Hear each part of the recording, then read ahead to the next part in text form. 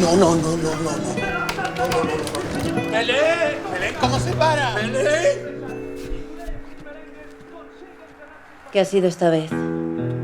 Tu tienda, ¿Mi tienda qué tienda? la quiniela, en los pantalones. Fran, es que si no reviso yo los bolsillos no lo hace nadie. Tenía los 14. Los tenía Belén. Bueno, cariño, no pasa nada. Tenemos nuestro trabajo, nuestros niños. Sí, pero yo quería que cuando madrugases el próximo día lo hicieses trabajando tú como jefa. Pues muchas gracias, cariño.